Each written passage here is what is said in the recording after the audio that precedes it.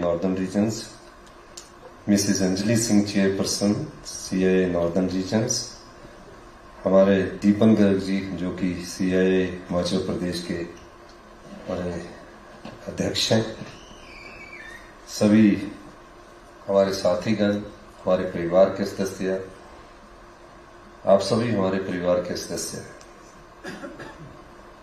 और जो industries minister ने कहा वो मैं इनकी बातों को समझ गया हूं, क्योंकि ये अपनी भावनाओं को, जो आपकी भावनाएं हैं, मेरे सामने हमेशा प्रकट करते रहते हैं।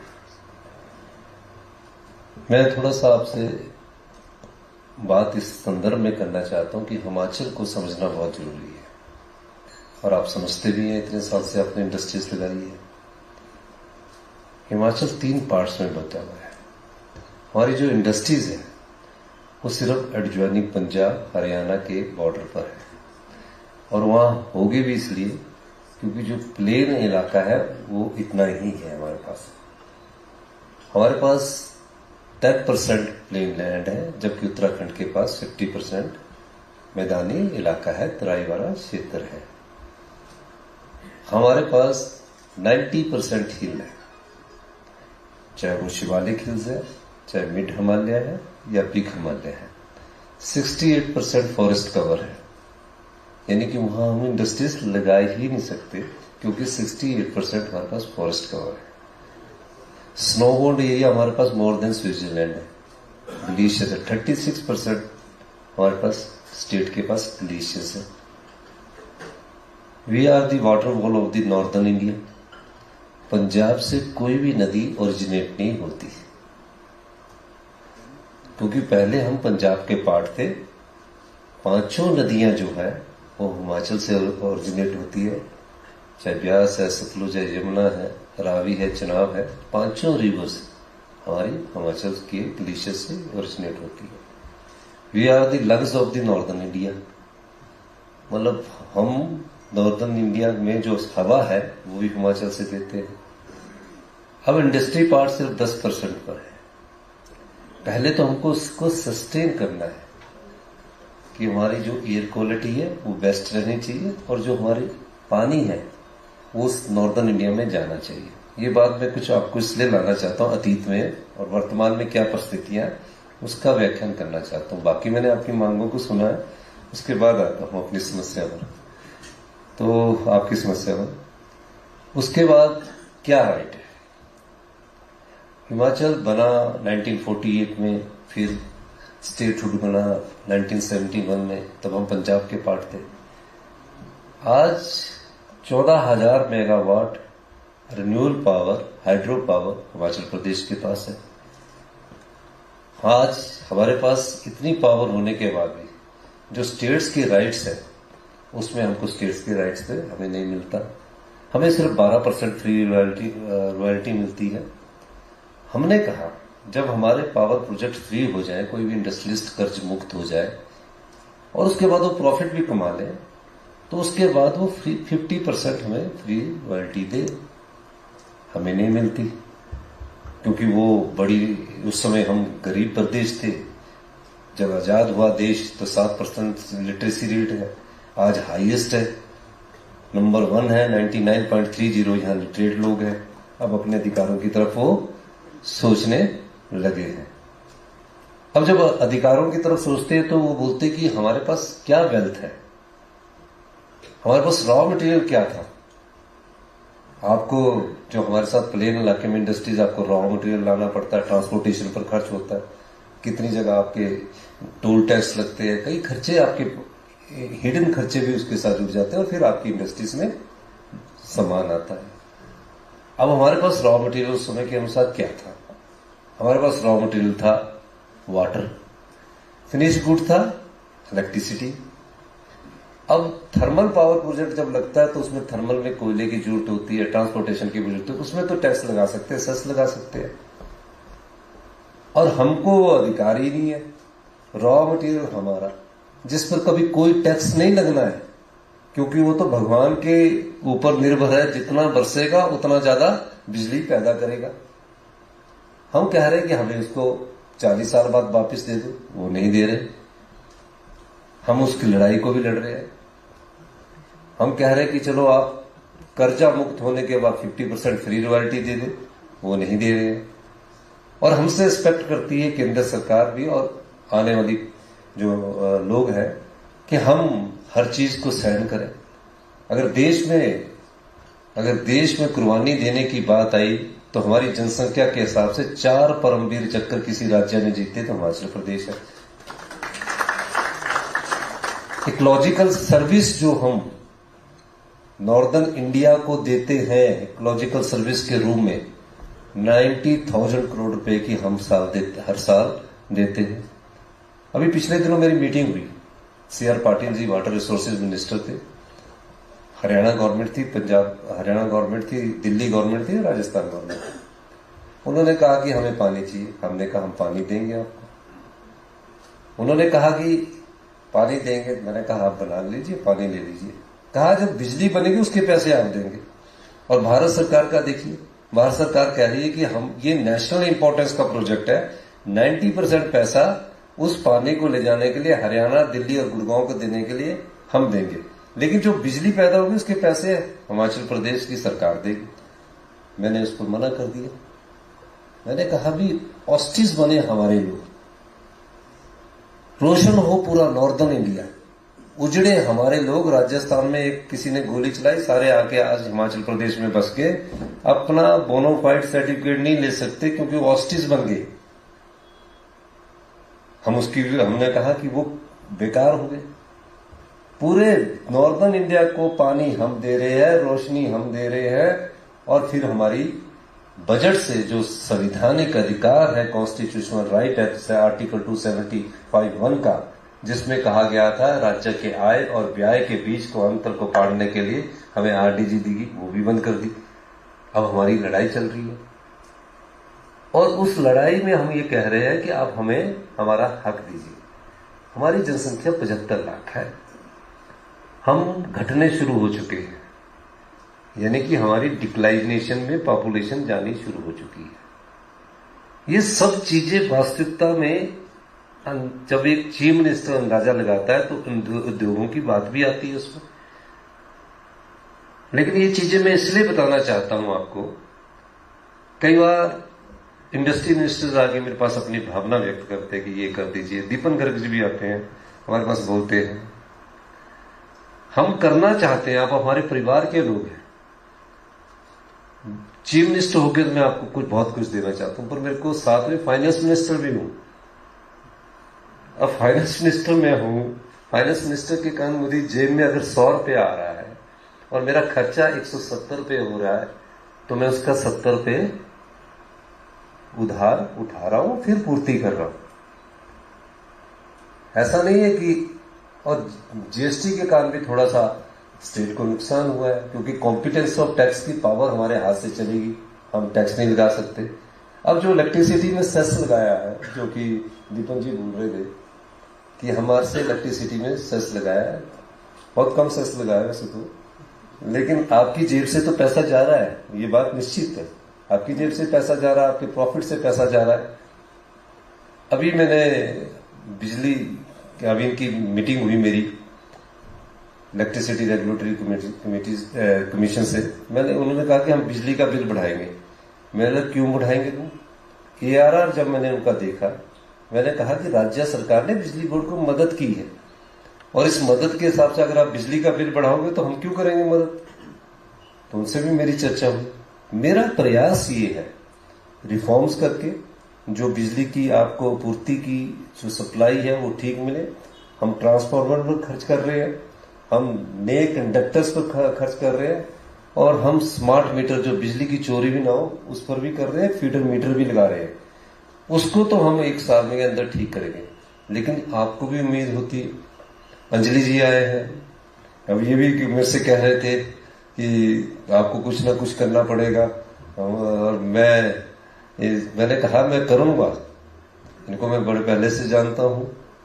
और दीपन जी भी कहते हैं कि आप करो, और इंडस्ट्री मिनिस्टर आपकी भावनाओं को मैं शब्दों में नहीं कहना चाहता मुझे क्या कहते हैं, वो ये जानते हैं कि ये हमेशा मुझे कहते हैं।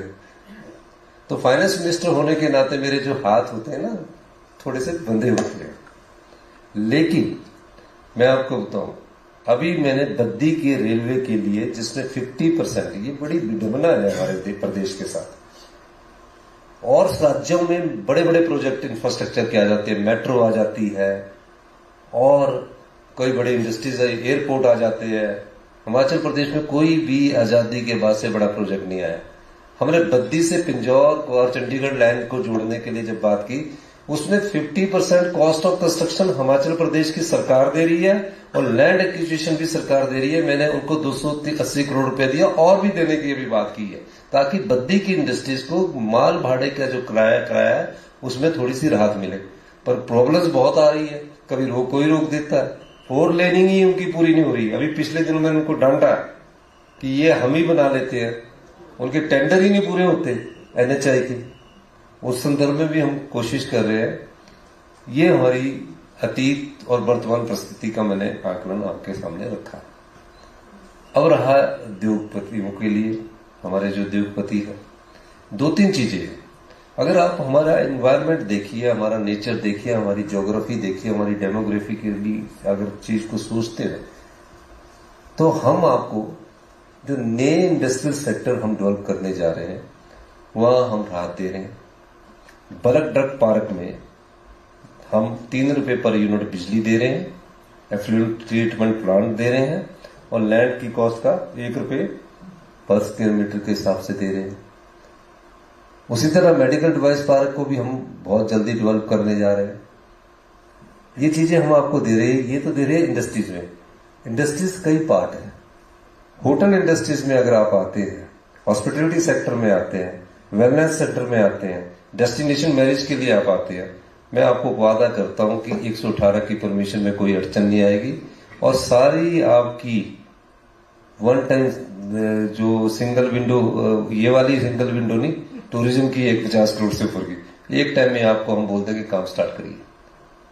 और हमारा जो प्राथमिकता है, जो हमारी इंडस्ट्रीज बद्दी में, कालाम में, संसारपुर है, उसको सस्टेन करना है, उसको राहत पहुंचाना है।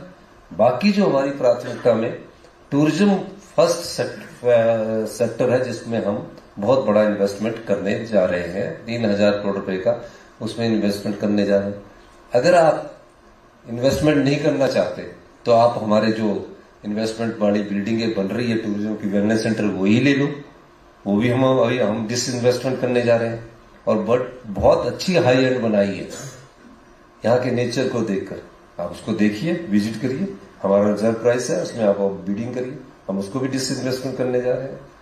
हम हेली टैक्सी को अभी हमने स्टार्ट की है, चंडीगढ़ से शिमला, शिमला से कांगपियो, शिमला से कुल्लू, मंडी, पूरे हिमाचल प्रदेश को अगले 1 वर्ष में हम हेलीपोर्ट से जोड़ेंगे। फिर हेली टैक्सीज की सुविधा सब जगह देने जा रहे हैं, अभी स्टार्ट हो चुकी है। हम इंटरनेशनल कन्वेंशन सेंटर बनाने जा रहे हैं बहुत बड़ा धर्मशाला में। हम धर्मशाला के एयरपोर्ट की एक्सपेंशन करने जा रहे हैं और मैं आपको बताना चाह रहा हूं, हमें केंद्र से 2000 करोड़ की हमने लैंड एक्वायर के पैसे दे दिए हैं। और लैंड की कीमत मैं आपको हिमाचल प्रदेश के बारे में बताना चाहता हूं। लैंड की कीमत हिमाचल प्रदेश में कितनी ज्यादा राइज है। कोरोना के बाद बहुत लोग यहाँ हिमाचल प्रदेश में आए, बहुत लोग अपने 118 की परमिशन ले रहे हैं। 10 एकड़ की कीमत 100 करोड़ रुपया गई है कांगड़ा में एयरपोर्ट की, जो गवर्नमेंट ने दी है 100 करोड़। वो भी पैसा नहीं ले रहे, वो भी कह रहे कि हमने अपनी लैंड नहीं देनी है। जो लैंड एक्विजिशन हम एयरपोर्ट के लिए कर रहे हैं, उसमें वो कह रहे हैं कि हम नहीं लैंड देंगे 100 करोड़ रुपया दे के भी। तो हिमाचल के लैंड के साथ जुड़ाव का ये मैं कहना ये चाहता हूं कि आप सेंटर वाले पॉइंट में तो इंडस्ट्री टूरिज्म की लगा सकते हैं, वेलनेस सेंटर लगा सकते हैं, कोई और इंडस्ट्री लगाना चाहता है तो फूड प्रोसेसिंग की लगा सकते हैं। हमारी इंडस्ट्रीज में अब हमने नेचुरल फार्मिंग की तरफ जोर दिया है। प्रदेश में पहली बार टर्मरिक जो है 90 रुपीज केजी सरकार खरीद रही है और वो बिक कितने के रही है 700 केजी।